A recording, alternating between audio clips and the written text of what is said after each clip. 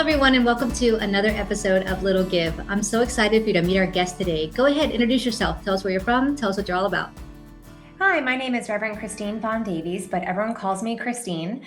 I am in New Jersey, and I work as a hospital chaplain and a spiritual director. So I help people, whether they're in crisis, maybe at the end of their lives, or saying goodbye to a loved one when they're in the most vulnerable. In the hospital, I'm there to help people connect with their emotional and spiritual selves and their own support systems. And then outside of that, I have a private practice where I meet with individuals who are looking to strengthen their connection to the divine and however they define that. And so I listen, I recommend spiritual practices, and help people to find the sacred in the everyday life. On top of all those things, I am a writer and often write about hospital stories, spiritual practices, and what it's like to live on a hobby farm and really see the sacred in every day, even when I'm chasing chickens or trouncing my goats around in the garden. Wow, that's so diverse. I'm so excited to peel back the layers of how you got started with all this. How in the world did you end up going through all of those things? Like, where did you start first? What was the first thing you started doing?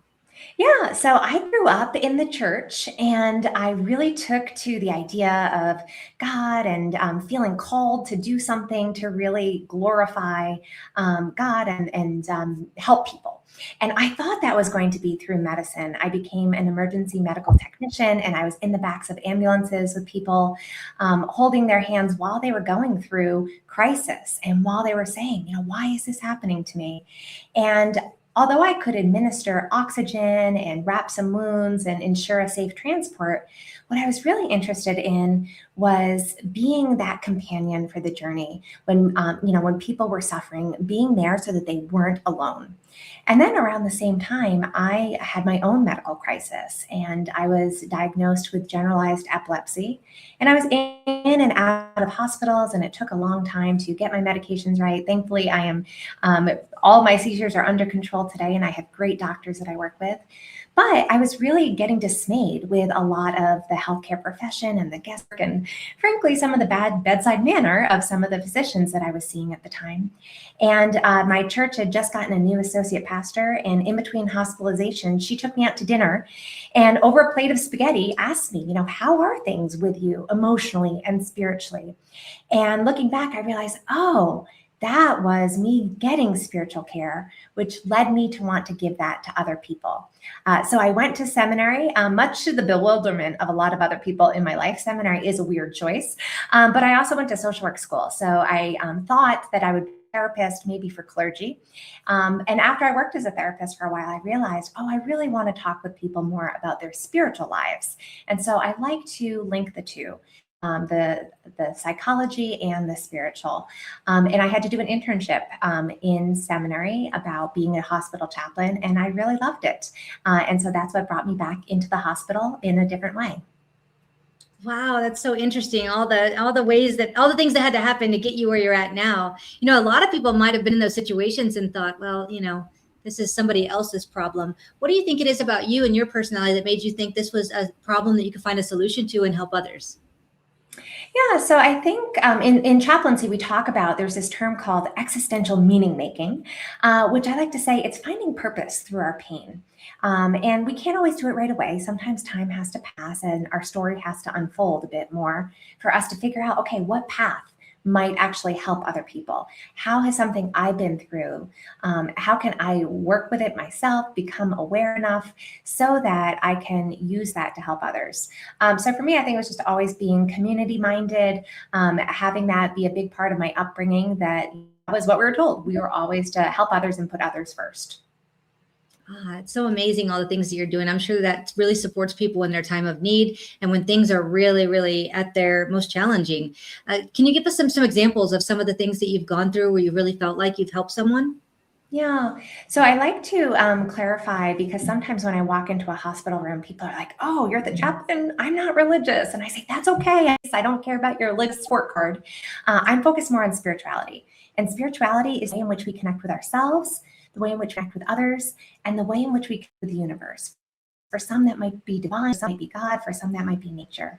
And oftentimes in the hospital, even if someone is there for something routine, they may feel a disconnect in any one of those realms. And spirituality is all encompassing. For some people, religion may help them get there, but it doesn't have to. And so I like to give everyone that definition so they can find a place to stand within themselves.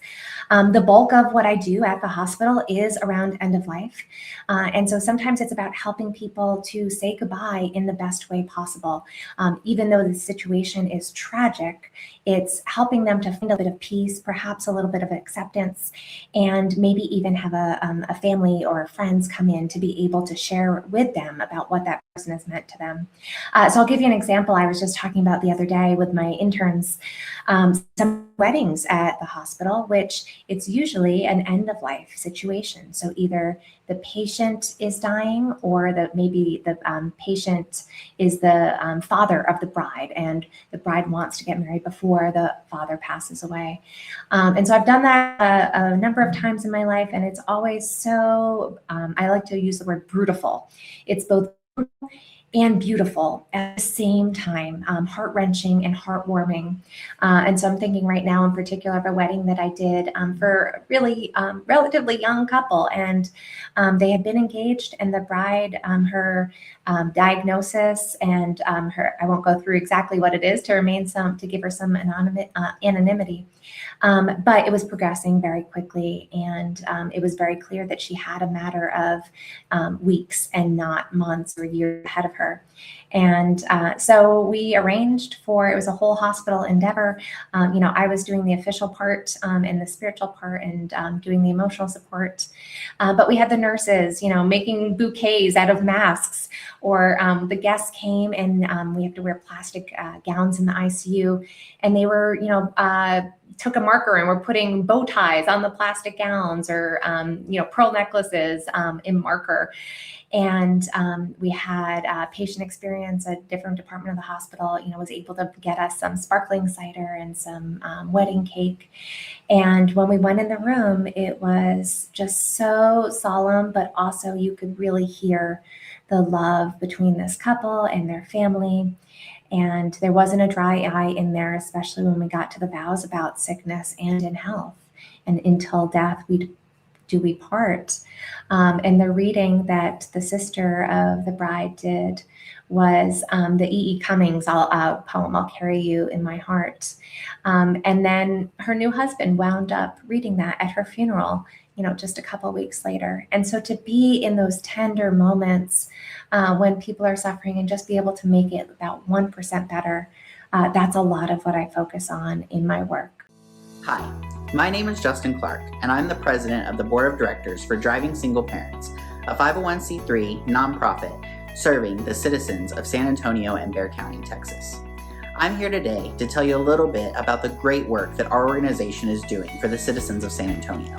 What you're about to see is just a few photos and videos of the way that we're changing lives for single parents in and around San Antonio, Texas. Our first giveaway took place in April of 2017, just one short month after the formation of our organization.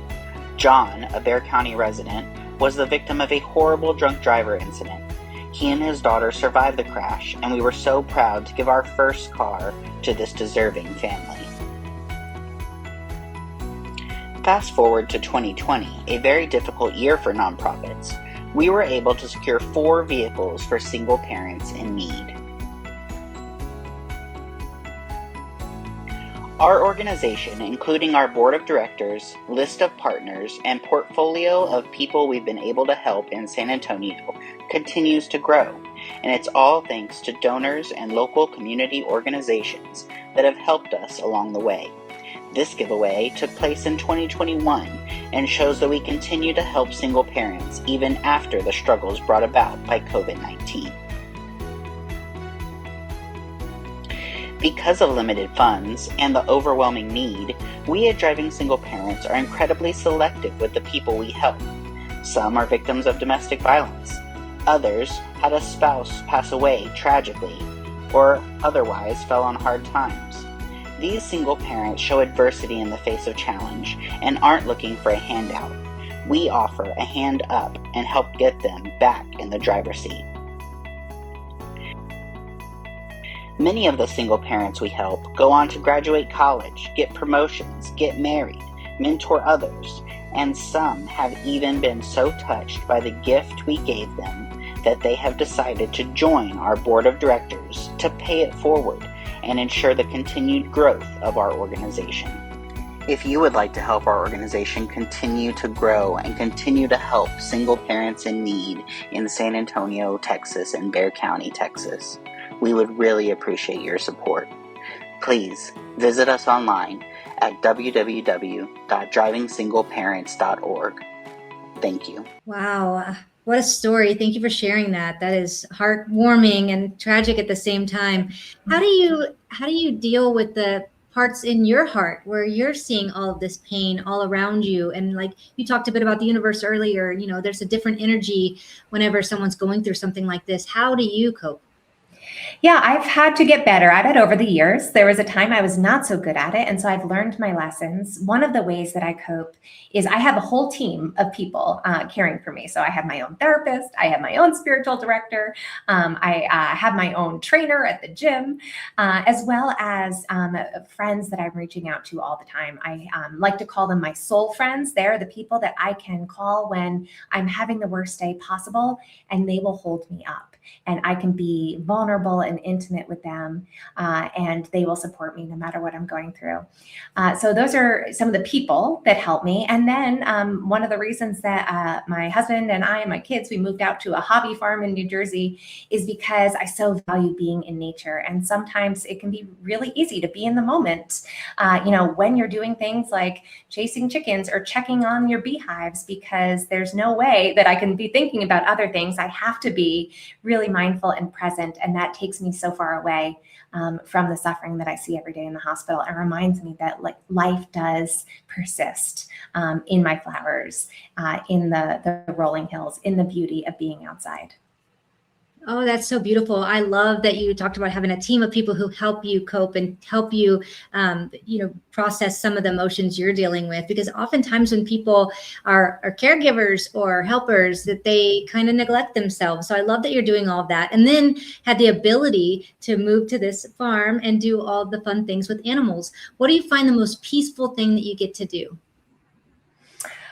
Well, the most peaceful thing I think is actually when I water everything at night. Because I'm not listening to anything but the birds and the insects and sometimes the frogs going, and I'm just watering my vegetables and the flowers in my perennial garden, and it's almost like a way of just washing the day away. Sometimes people might come home from work and they might just take a shower and find that to be cleansing, and I think that definitely can be.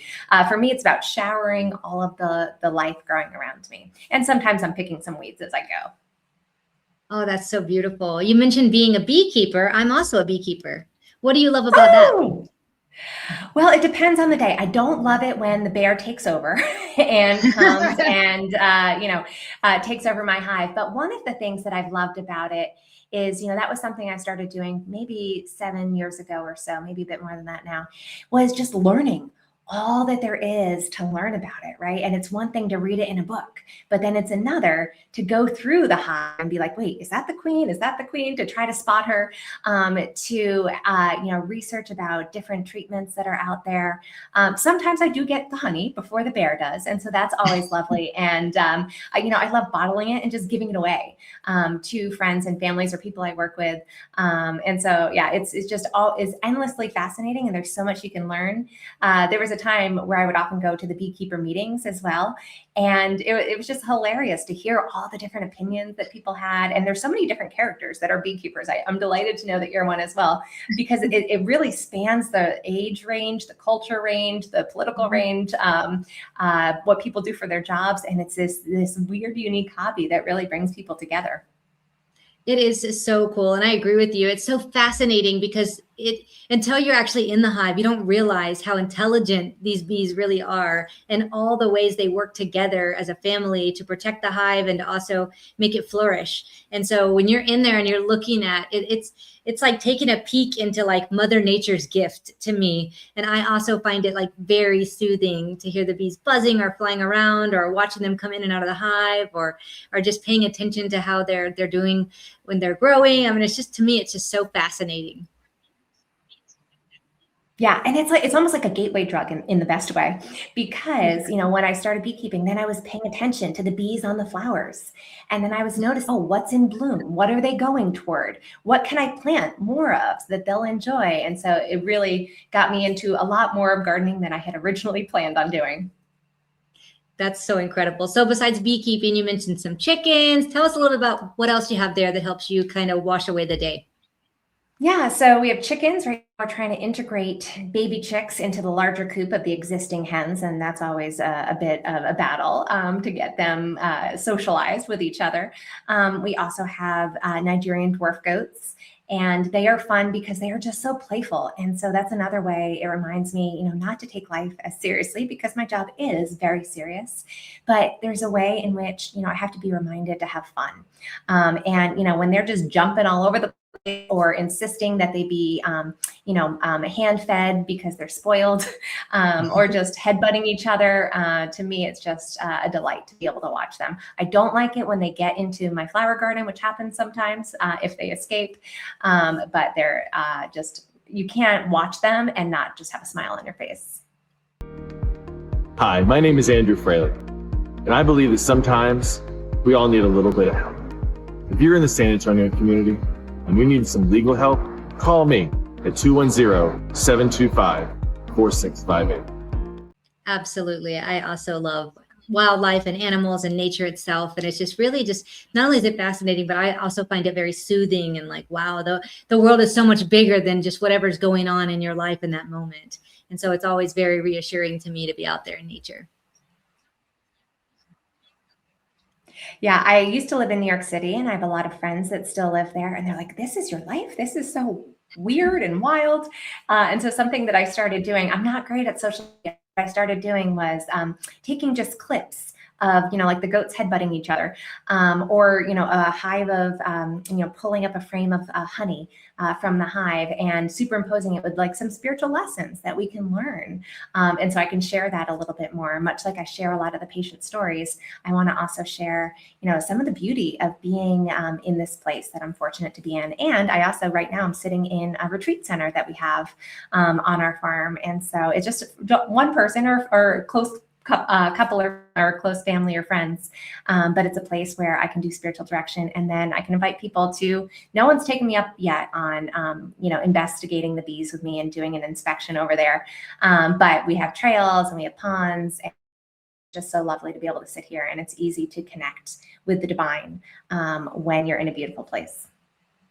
Absolutely. You just touched again on writing. Tell us a little bit more about your writing and what you love to write and how you got into that.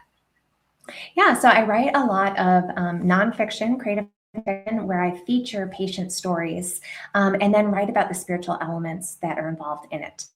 So the reason I got into it is because as I started working as a hospital chaplain, I would be with these patients in these tender moments that felt, too precious to keep to myself. I have learned so much about living from the dying.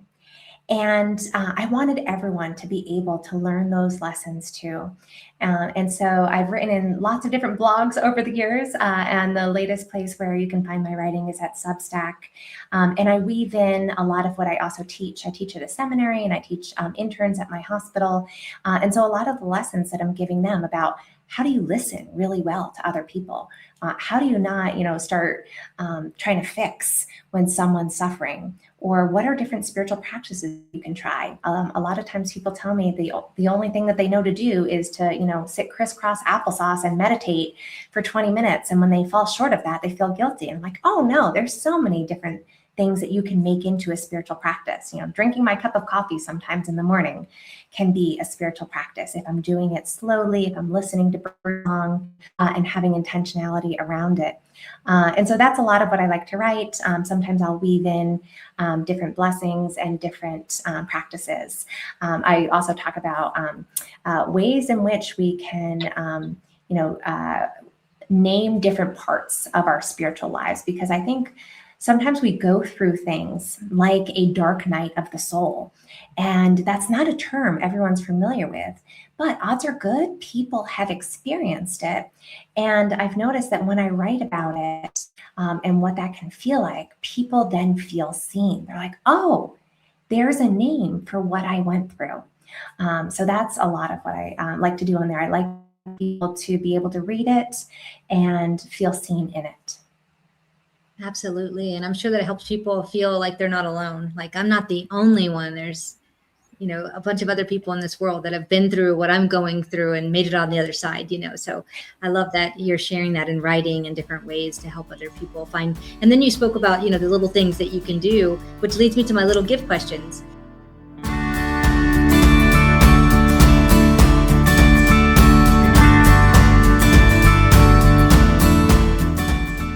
The first one is, you give the audience an example of a little thing that they could do in their community that might just be a little give on their end, but might make a big impact on the other side. Yeah, so I did something the other day, which I thought, oh, this was perfect for this show to talk about. So I am on the board of Safe in Hunterdon, and we could talk about that as well. But I was doing a workshop for the staff, and I call it soul care. It's like something deeper than that. It's looking at how to care for your authentic self and who you are. And I recognize that a lot of the people in that organization, don't always feel appreciated because it's hard work to be in it so much. And so I just posted on Facebook, on my local town Facebook group. I said, I'm doing this workshop. What messages of encouragement or gratitude do you have for the people that run this for our county? And I said, leave a comment, and and I'll make them anonymous and I'll print them out. And I had so many messages. And what I was most surprised by is people told me that were leaving these messages. I didn't know any of these people. They told me, they're like, oh, I'm just so glad I have a chance to speak my gratitude. And then I printed them out and gave them to the people that work for that organization, and they were touched. So it was just a great way of, a blessing on both sides. So something little, most of them were just 2 sentences or something like that, I think made people stay. I love that. That's a beautiful example. Can you give the audience an example of a time in your life where somebody did something little for you that might have been a little give on their end, but really made an impact on you and in your life? Yeah, so a few years ago, I was a patient again. I was going through shoulder surgery. Cindy, you'll appreciate this. My shoulder kept dislocating, and the one time I realized I really need to get it fixed is I was in the middle of inspecting my hives. So I was covered in bees, and my shoulder went out. I was like, oh, no, I can't keep doing this. So anyway, I managed to get them all back together, but I had to have surgery, and I was immobile for quite some time. And my kids were younger at the time, and people dropped off meals, and it was, something small, and it just meant the world to me. And so I think sometimes having that tactile way of caring for another, and what I always advise people to do when you're going through something and trying to reach out to other people is, offer to bring them a meal and just say, I'm just going to leave it on your doorstep. You don't even have to come and say hi to me, which is great because I was trying to sleep and recover. And I was just, really blown away by how much that nourished me, both literally and also spiritually. That's a great example. Yeah, those little things, they really, really do add up. What about a nonprofit? Are there any nonprofits that you're excited about? Yeah, so I am a board member for Safe in Hunterdon, which is our county. I'm in New Jersey. It's our county's domestic violence treatment and prevention organization. And one of the reasons that that one is close to my heart is because sometimes people are in abusive situations and will stay there because of messages that they may have received from religion. And to me, that is one of the toxic ways in which religion shows up. And so I really try to help spread the word about that you do not need to stay anywhere where you feel unsafe, and there are people that will help you. Such a beautiful nonprofit.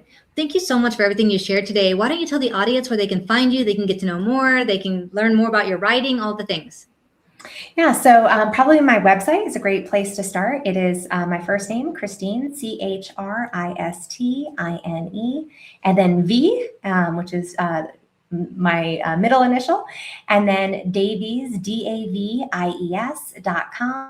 And on there, I have links to all of my social media if people want to work with me one-on-one. I do a lot of speaking at conferences and workshops, so you can access me there as well. And then there's a link to my Substack with all of my writing. Oh, thank you so much. Everyone, she told you exactly where to find her and get in touch with her, find her on social media, read those blogs, read everything that she has out there. She has so much value to offer and to add to your life. If that nonprofit really touched you, please do go visit their website, find out more. And if you can, go make a donation. $1 or $5 multiplied by everyone watching this show today truly does make a huge impact to these nonprofits. Thank you once again for watching, and we will see you all next week. If you enjoyed this episode of Little Give, head on over to our website at littlegive.com. You'll be able to find all the information about previous episodes and past guests that we've had on. If you or someone you know would like to be a guest on Little Give, all the information is also on the website. And if you have a nonprofit that you love and would like to recommend be on the show, all of that information is also on the website. We really appreciate you watching today, and we can't wait to see you again next week.